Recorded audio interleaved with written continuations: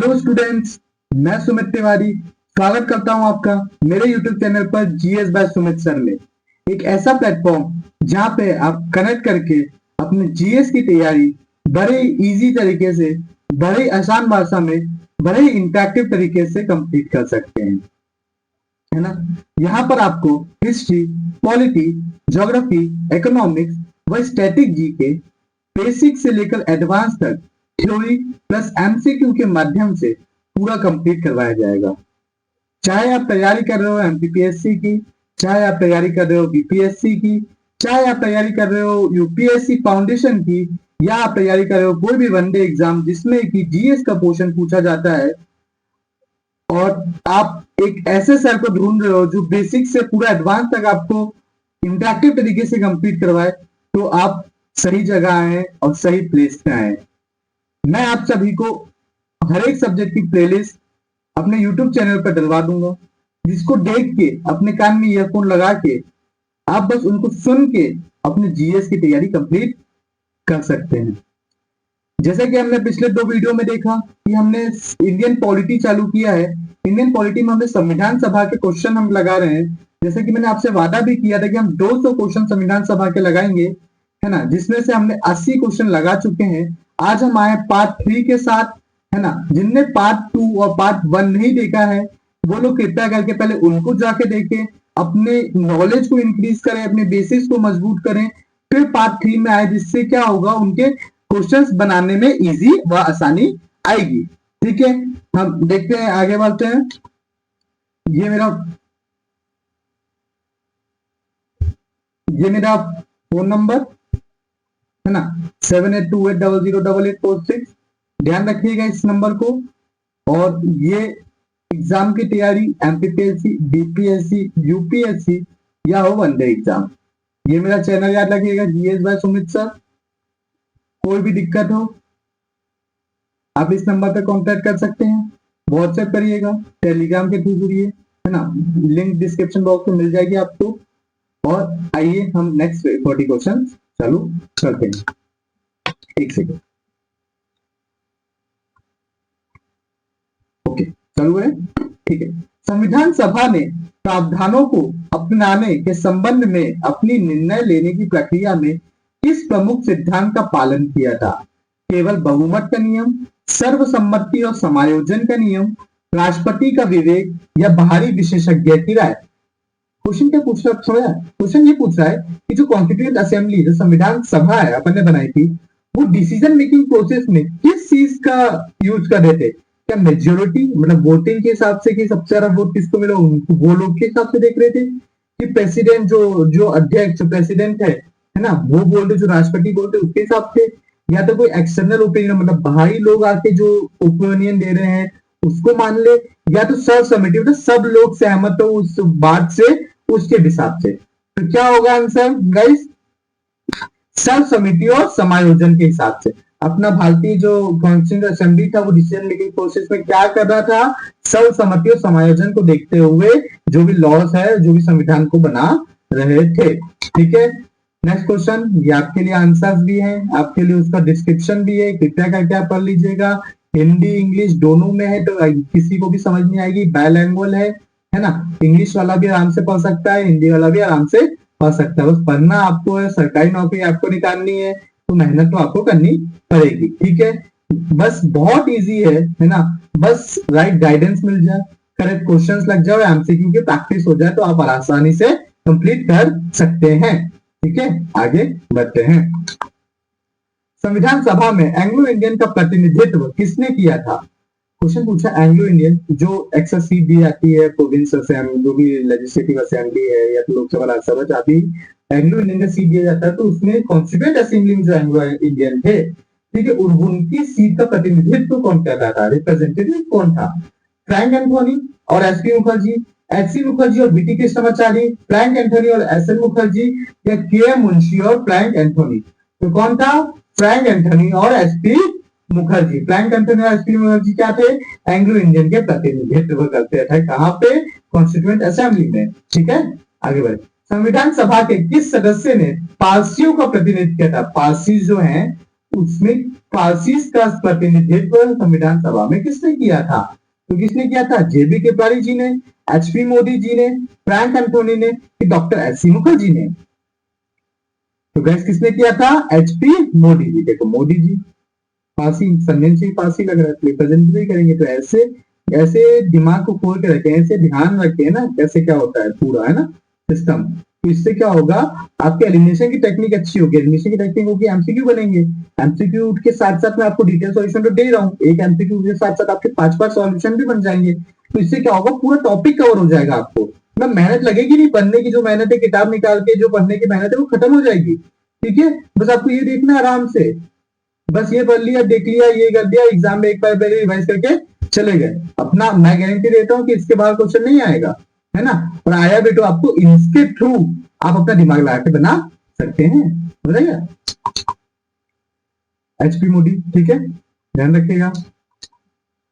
संविधान सभा की मौलिक अधिकार उप समिति के अध्यक्ष कौन थे? जैसे पढ़ा है अपन ने, याद रखना दोस्तों, है ना। पार्ट 2 वीडियो में देखा है ये वाला क्वेश्चन।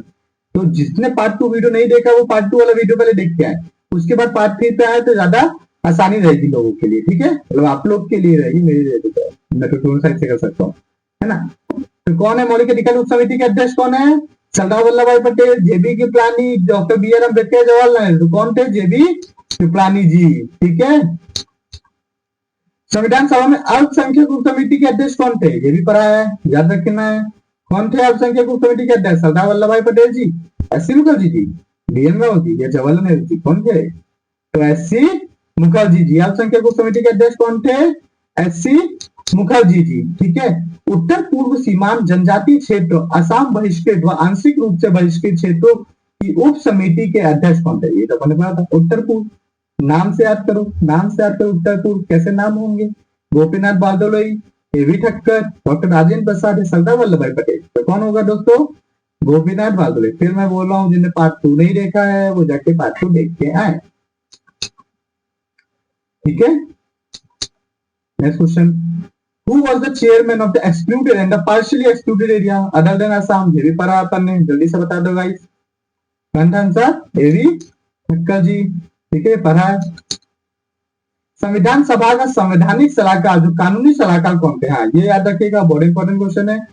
तो संविधान सभा का संवैधानिक सलाहकार कौन है? Doctor B R. Ambedkar, B N. Rao, K M. Munshi, S N. Mukherjee. कौन था संविधान सलाहकार? बी.एन. राव, बेनेगल नरसिंह राव। बेनेगल नरसिंह राव क्या थे? संविधान सभा के संवैधानिक सलाहकार थे।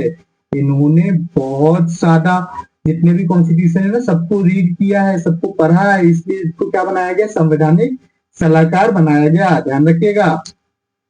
ठीक है। संविधान सभा में संविधान के मुख्य ड्राफ्ट्समैन कौन थे? मुख्य ड्राफ्ट्समैन मतलब जो चीफ ड्राफ्ट्समैन, जो लिखने का कार्य कर रहे हैं, मेन जो सबसे कैसे क्या कॉन्स्टिट्यूशन वो कौन देख रहा था? बी.एन. राव, एस.एन. मुखर्जी, एच.बी.आर. अयंगर या डॉक्टर बी.आर. अम्बेडकर? मैंने बताया था बेनेगल नरसिंह राव क्या सलाहकार थे। तो एस.एन. मुखर्जी क्या है? मुख्य ड्राफ्ट्समैन। एस.एन. मुखर्जी क्या है? मुख्य ड्राफ्ट्समैन। संविधान के मुख्य ड्राफ्ट्समैन कौन है? एस.एन. मुखर्जी जी। एस.एन. मुखर्जी जी क्या है? मुख्य ड्राफ्ट्समैन है। ठीक है, आगे बढ़े। संविधान सभा के सचिव कौन थे? ये भी याद है आप लोग को, है ना, याद है तो बताइए। एस.एन. मुखर्जी थे, एच.बी.आर. अयंगर थे, बी.एन. राव थे, के मुंशी थे? कौन थे? एच.बी.आर. अयंगर जी। ठीक है, एच.बी.आर. अयंगर जी थे। अब राष्ट्रीय ध्वज समिति, टडल समिति के अध्यक्ष कौन थे? जो ध्वज से संबंधित टडल समिति एडॉक कमेटी बनी थी नेशनल फ्लैग से संबंधित, वो किसके हाथ में थी? जवाहरलाल नेहरू के, डॉक्टर राजेंद्र प्रसाद के, सरदार वल्लभ भाई पटेल के, मौलाना अब्दुल कलाम आजाद के? तो कौन थे? डॉक्टर राजेंद्र प्रसाद जी के हाथ में एडॉक कमेटी थी। एडॉक कमेटी किसके हाथ में थी? राष्ट्रीय ध्वज की डॉक्टर राजेंद्र प्रसाद जी के हाथ में थी। ठीक है, ध्यान रखिएगा। संविधान सभा में किस प्रमुख व्यक्ति को दुनिया भर के संविधान को व्यापक तुलनात्मक अध्ययन के लिए जाना जाता है? अभी बताया था मैंने, बी.आर. अम्बेडकर, बेनेगल नरसिंह राव, जवाहरलाल नेहरू और के मुंशी। कौन होगा आंसर? बी.एन. राव। कौन होगा आंसर? बी.एन. राव। ठीक है, बी.एन. राव। प्रारूप समिति का सदस्य कौन नहीं था? प्रारूप समिति का सदस्य कौन नहीं था? एन गोपाल स्वामी अयंगर थे, अलारी कृष्ण स्वामी अयंगर, जवाहरलाल नेहरू या सैयद मोहम्मद सादुल्ला? कौन प्रारूप समिति का सदस्य नहीं था? पढ़ा है अपन ने, एन गोपाल स्वामी अयंगर, अलादी कृष्ण स्वामी अय्यर, जवाहरलाल नेहरू या सैयद मोहम्मद सादुल्ला? कौन था बताइए? कौन नहीं था पूछा है ना, कौन नहीं था? जवाहरलाल नेहरू। जवाहरलाल नेहरू क्या थे? जवाहरलाल नेहरू जिन्होंने ऑब्जेक्टिव रिजोल्यूशन पास किया, कब किया? 13 दिसंबर को 1946 में। ये जितने भी यूनियन कमेटी थी सब किनके हेड के अंडर में थी? जवाहरलाल नेहरू। जितनी फॉरेन मिनिस्ट्री थी, फॉरेन मिनिस्ट्री किनके अंडर में थी? जवाहरलाल नेहरू के अंतर्गत ही आती थी। ठीक है, ध्यान रखिएगा। आगे बढ़े। प्रारूप समिति में बीएल मिट के स्थान पर कौन आया था? बीएल मिट के स्थान पे, ये तबियत खराब हो गई थी इनकी, तो मैंने बताया था 2 लोगों के स्थान पर अलग अलग लोग आए थे प्रारूप समिति में। तो बीएल मिट के स्थान पर कौन आया था? N Madhav Rao. N Madhav Rao. Next, 1948 में डीपी खेतान के निधन के बाद प्रारूप समिति के ने उनका स्थान लिया। तो डीपी खेतान के बाद कौन आया? मैंने बताया है, डीपी खेतान की क्या हो गई थी? मृत्यु हो गई थी। तो कौन आया था? के मुंशी आए थे, सैयद मोहम्मद सादुल्ला आए थे, टीपी कृष्णाचार्य आए थे, या एन गोपाल स्वामी अयंगर आए थे? कौन आया था? टीपी कृष्णाचार्य आए थे। ठीक है, डीपी खेतान की मृत्यु के बाद। जवाहरलाल नेहरू द्वारा पेश किए गए उद्देश्य प्रस्ताव का क्या महत्व था? इसने प्रस्तावना का पाठ को अंतिम रूप दिया, इसने संविधान के दर्शन और मार्गदर्शक सिद्धांतों को रेखांकित किया, इसने संविधान का इसने भारत का तत्काल स्वतंत्रता की घोषणा की, इसने प्रारूप समिति की स्थापना की। जो भी ऑब्जेक्टिव रिजोल्यूशन बना, उद्देश्य प्रस्ताव क्यों जरूरी था, क्या महत्व है, कब लाया गया था, किसने लाया था, कमेंट कीजिएगा, है ना? कब लाया था, किसने लाया था, कमेंट कीजिएगा, मुझे देखना चाहिए। ठीक है, इसने संविधान के दर्शन और मार्गदर्शक सिद्धांतों को रेखांकित किया था। क्या किया था इसने? संविधान कैसा बनेगा, एक बैकग्राउंड क्रिएट किया। किसने? ऑब्जेक्टिव रिजोल्यूशन ने। अपने को किस पे ध्यान देना है? किस पे ध्यान देना है? अपने को ऑब्जेक्टिव रिजोल्यूशन जो लिखा गया है उस पे ध्यान देना है। ठीक है, अच्छा ध्यान रखिएगा। संविधान सभा द्वारा उद्देश्य प्रस्ताव को सर्व समिति से कब अपनाया गया था? सर्व समिति से कब अपनाया गया? 13 दिसंबर 1946, 22 जनवरी 1947, 29 अगस्त 1947 या 26 नवंबर 1949? उद्देश्य प्रस्ताव को सर्व समिति से कब अपनाया गया?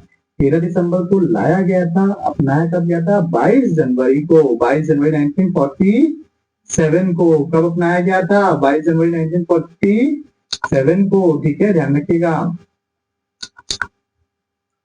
संविधान सभा में सदस्य प्रांतीय विधानसभा के सदस्य द्वारा अप्रत्यक्ष रूप से चुने गए थे। उसके चुनाव का आधार क्या था? देखो, संविधान सभा का चुनाव हुआ था, सीट्स बचे थे, तो सीट में लोग कौन जाएंगे? क्या लोगों ने उनको वोट किया, वो लोग गए? नहीं, उन लोगों ने वोट नहीं किया था। उन लोग को वोट किसने किया था? वोट कैसे थे? इनडायरेक्ट इलेक्शन थे। कैसे थे? इनडायरेक्ट इलेक्शन हुए थे इनके। कैसे इलेक्शन हुए थे? इनडायरेक्ट इलेक्शन हुए थे, ध्यान रखिएगा। किसने वोट किया था? जो प्रोविंशियल असेंबली में थे ना, लेजिस्लेटिव असेंबली में जो लोग विधायक विधायिका में, उन लोग ने इसको चूज करके भेजा था। और कैसे? तो किसके? Proportional representation by means of single transferable vote के आधार पर भेजा था। एकल संक्रमणीय मत के माध्यम से अनुपातिक प्रतिनिधित्व के आधार पे, ध्यान रखिएगा। Next question. ठीक है, निम्नलिखित में से कौन सी संविधान सभा की विशेषता नहीं थी? संविधान सभा की विशेषता नहीं है, विशेषता बता रहे। ठीक है, यह एक पूर्ण संप्रभु निकाय था, संप्रभु निकाय था। इसने संवैधानिक और सामान्य कानून बनाने दोनों का कार्य किया। इसने ब्रिटिश, भारत और देशी राज्यों के प्रतिनिधि शामिल थे। इसके सदस्य को सार्वभौमिक व्यस्त मताधिकार द्वारा सीधा चुना गया था। क्या होगा? सोचो सोचो, अभी बताया। क्या सीधा चुना गया था? सीधा सीधा नहीं चुना गया था। तो क्या है? सीधा नहीं चुना गया था। कैसे चुना गया था? इनडायरेक्ट। कैसे? इनडायरेक्ट। ठीक है, ध्यान रखिएगा। 1947 के भारतीय स्वतंत्रता अधिनियम के बाद संविधान सभा की स्थिति और कार्यों में क्या बदलाव आया? यह पूरी तरह से मनोनीत निकाय बन गया, यह एक संप्रभु निकाय बन गया और विधायी निकाय के रूप में भी कार्य किया। इसने संविधान का मसौदा तैयार करने की अपनी शक्ति खो दी, या केवल एक सलाहकार निकाय बन गया? क्या हो गया? जो स्वतंत्रता अधिनियम आया 1947 का, आया कि नहीं आया? है ना। पाकिस्तान अलग हो गया, भारत अलग हो गया। ठीक है, अब हुआ क्या? अब जो कॉन्स्टिट्यूंट असेंबली थी, जो संविधान सभा के मेंबर्स थे, अब सरकार भी चलानी है, आजाद हो गए अपन। लोगों को भी तो देखना है, सरकार भी तो चलानी है। तो सरकार क्या करे? सरकार कैसे बनाए? अपने पहले चुनाव तो 1950 1952 में हुए थे, तो तब तक कौन सरकार चलाएगा? जब तक ये माना गया कि जो कॉन्स्टिट्यूएंट असेंबली के लोग हैं ना, वही लोग मंत्रिमंडल बनाएंगे, वही लोग क्या करेंगे, मंत्रिमंडल बनाएंगे और उसको वर्क करेंगे। तो मतलब कॉन्स्टिट्यूएंट असेंबली कितने काम हो गए, दो काम हो गए, एक खुद संविधान बनाने का और दूसरा क्या हो गया, सरकार चलाने का। समझ आ गया, ध्यान रखना। जब विधानसभा विधायी निकाय अर्थात सामान्य कानूनी बनाना के रूप में मिलती है तो इसकी अध्यक्षता कौन किसने की, मैंने बताया था दो रूप से चलने लगे वो लोग, ठीक है। एक तो संविधान सभा, संविधान सभा के अध्यक्ष कौन, राजेंद्र प्रसाद। पर जब विधायिका का काम कर रहे हैं वो लोग, है ना, जब लेजिस्लेटिव बॉडी की तरह काम कर रहे हैं वो लोग, लॉ बना रहे हैं, तो क्या कौन हेड करेगा, तो जीवी मावलंकर जी, ये इनको मानते हैं फर्स्ट लोकसभा अध्यक्ष, जीवी मावलंकर जी, ठीक है, ध्यान रखिएगा। संविधान सभा के भारतीय राष्ट्रीय अशोक स्तंभ को कब अपनाया गया था, अशोक स्तंभ कब अपनाया गया था, 15 अगस्त 1947 को, 24 जनवरी 1950 को, 26 जनवरी 1950 को, या 26 नवंबर 1949 को, कब अपनाया गया था, 26 जनवरी 1950 को, कब अपनाया गया था, 26 जनवरी 1950 को, जिस दिन अपन क्या बनाते हैं, रिपब्लिक डे मनाते हैं ना, रिपब्लिक डे मनाते हैं अपन। संविधान का मसौदा तैयार करने की संविधान सभा ने कुल कितने सत्र आयोजित किए थे, कितने सत्र आयोजित हुए थे संविधान सभा में, 11 सत्र आयोजित हुए थे, कितने, 11 सत्र, 114 दिन, पूरा टाइम कितना लगा था, 2 माह 11, 2 माह 2 साल 11 माह 18 दिन लग गया था, ठीक है, ध्यान रखना। संविधान का मसौदा तैयार करने की संविधान सभा कितने दिनों की बैठक की थी, अभी पूछा था, 114 दिन, 165 दिन, 141 दिन, 101 दिन, 114 दिन, ठीक है, ध्यान रखना।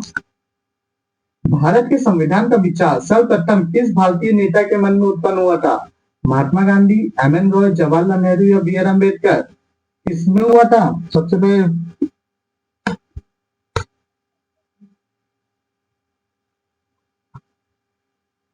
महात्मा गांधी में, एम.एन. रॉय में, जवाहरलाल नेहरू में, बी.आर. अम्बेडकर में, किसमें हुआ था, एम.एन. रॉय। कब हुआ था, 1934 में, एम.एन. रॉय 1934, एम.एन. रॉय 1934, ठीक है। अब भारतीय राष्ट्रीय कांग्रेस ने किस वर्ष औपचारिक रूप से भारत का संविधान बनाने की संविधान सभा की मांग की थी, 1934 में, 1935 में, 1938 में, 1942 में, कब होगा, M.N.. Roy 1934, INC Indian national Congress 1935, Indian national Congress 1935, 1935 में भारतीय राष्ट्रीय कांग्रेस ने पहली बार मांग की थी संविधान सभा की, ठीक है। संविधान सभा की मांग ब्रिटिश सरकार ने 1940 के डैश में सैद्धांतिक रूप से स्वीकार कर लिया था, ब्रिटिश सरकार ने सैद्धांतिक मतलब की और एक्सेप्ट कब किया था सबसे पहली बार, फिफ्थ मिशन में, अगस्त प्रस्ताव में, कैबिनेट मिशन में, साइमन कमीशन में, तो कब किया था, अगस्त प्रस्ताव, अगस्त प्रस्ताव कब आया था, 1940 में, ठीक है, समझ आया, ध्यान रखना। 9 दिसंबर 1946 को संविधान सभा का पहला भाषण किसने दिया था, कौन देगा संविधान का पहला भाषण, सोचो कौन देगा संविधान का पहला भाषण, डॉक्टर सच्चिदानंद सिन्हा, डॉक्टर राजेंद्र प्रसाद, जवाहरलाल नेहरू, सरदार वल्लभ भाई पटेल, कौन देगा पहला भाषण, सच्चिदानंद सिन्हा देंगे, कौन देंगे, सच्चिदानंद सिन्हा, क्योंकि पहले अध्यक्ष यही थे, है ना, पहले अध्यक्ष कौन बने थे, यही थे, टेम्पररी अध्यक्ष।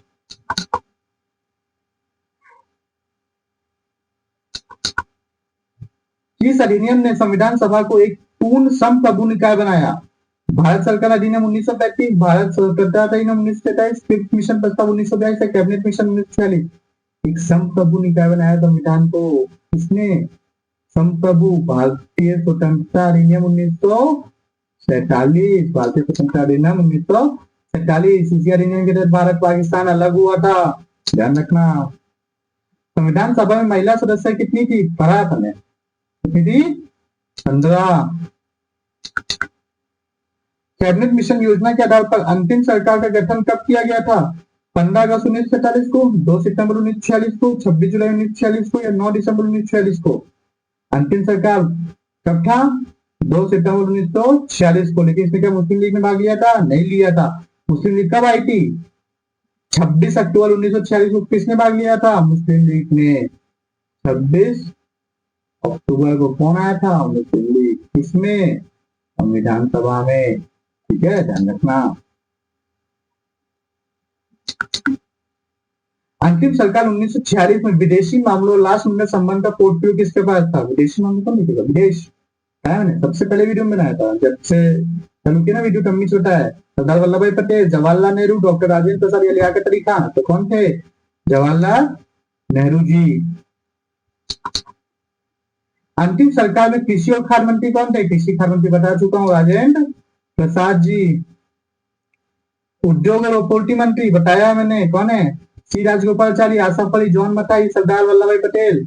John Mathai, John Mathai. अंतिम सरकार में उद्योग एवं आपूर्ति मंत्री थे। अंतिम सरकार में श्रम मंत्री, श्रम कौन था? श्रम, श्रम याद करो, श्रम जगजीवन राम। पूरा जीवन उनका श्रम करने में निकल गया, ध्यान रखना। होता ऐसे बोलना नहीं चाहिए, लेकिन हाँ मतलब अभी याद करने के लिए बोलता, ठीक है। मुस्लिम लीग में शामिल होने के बाद अंतिम सरकार में वित्त मंत्री कौन थे? वित्त मंत्री किसको बनाया भैया? लियाकत अली खान को। कब हुई थी? 1940, ध्यान रखना। निम्नलिखित में से कौन 1946 में गठित अंतिम समय भारतीय राष्ट्रीय कांग्रेस का नेता नहीं था? सरदार वल्लभ भाई पटेल, सरदार वल्लभ भाई पटेल, जवाहरलाल नेहरू, लियाकत अली खान या डॉक्टर राजेंद्र प्रसाद। कौन नहीं था अंतिम सरकार में? लियाकत अली खान। ये कौन से थे? ये मुस्लिम लीग के थे। कहाँ के थे? मुस्लिम लीग के थे, ध्यान रखना। मुस्लिम लीग के शामिल होने के बाद अंतिम सरकार 1946 में स्वास्थ्य मंत्री कौन बने थे? तो बताया ना, है ना, अब्दुल रब नस्तर, अब्दुल रब सॉरी कौन था? गजनफर अली खान, गजनफर अली खान। कौन था? गजनफर अली खान, इनको था स्वास्थ्य मिनिस्ट्री, ठीक है, ध्यान रखना। गजनफर अली खान की। और सबसे पहली स्वास्थ्य मंत्री महिला में कौन बनी थी? याद करो, सोचो। अमृता कौर, राजकुमारी अमृता कौर। कहाँ से थी? सेंट्रल प्रोविंस बरार से थी, ठीक है, ध्यान रखिए ना। मुस्लिम लीग में शामिल होने के बाद अंतिम सरकार 1946 में संचार का पोर्टफोलियो किसके पास था? संचार याद करो, अब्दुल रब नस्तर। अब्दुल रब नस्तर का संचार था। उसके के पास क्या था? स्वास्थ्य मंत्री था, ठीक है। संविधान सभा का प्राथमिक उद्देश्य क्या था? आज का आखिरी क्वेश्चन है, ध्यान रखना। भारत के विभाजन को अंतिम रूप देना, एक स्वतंत्र भारत के संविधान का मसौदा तैयार करना, सत्ता के हस्तांतरण के लिए अंग्रेजों के साथ बातचीत करना, एक अनंतिम सरकार की स्थापना करना। क्या होगा? प्राथमिक उद्देश्य क्या था संविधान का? एक स्वतंत्र भारत के लिए संविधान का मसौदा तैयार करना। आशा करता हूँ आपको मेरे YouTube चैनल पे जो MCQ करवाए जा रहे हैं वो बहुत ही पसंद आ रहे होंगे, है ना। ऐसे ही अपना हर एक टॉपिक को करेंगे, है ना। आपको टेंशन लेने की बिल्कुल जरूरत नहीं है। आपका एग्जाम निकलेगा, सबका निकलेगा, जितने भी लोग वीडियो देख रहे हैं ना, सबका एग्जाम निकलेगा। बस टेंशन मुक्त होकर आराम से तैयारी करते रहिए, मेरे वीडियोस देखते रहिए, अपने कॉन्सेप्ट को बिल्ड करते रहिए, है ना। MCQ को कंप्लीट करते रहिए, प्रैक्टिस करते रहिए, सब कुछ होगा, ठीक है। Thank you for watching. Like share subscribe तो कर देना यार, है ना। लाइक शेयर सब्सक्राइब तो कर देना। नंबर आपको मिल रहा है 7828008846। बिल्कुल ढूंढिए, मिलिए, अपने व्हाट्सएप टेलीग्राम से मुझे कनेक्ट कीजिए, मेरा टेलीग्राम ग्रुप ज्वाइन कर लीजिए, जिससे आपको क्या होगा, जो भी क्लास के अपडेट्स हैं, जो भी वीडियोस के अपडेट्स हैं, आपको मिलते रहेंगे। अगर आपको स्ट्रेटेजी वीडियोस के लिए अगर कुछ डाउट है, अपने टॉपिक से लेकर कोई डाउट है, ठीक है, अपने सब्जेक्ट में कोई डाउट है, अपने GS में कोई सा डाउट है, आप मुझसे कनेक्ट कर सकते हैं, है ना। टेलीग्राम को ज्वाइन कर लीजिए, डिस्क्रिप्शन बॉक्स में मिल जाएगी। धन्यवाद आपका, मिलते हैं पार्ट 4 में।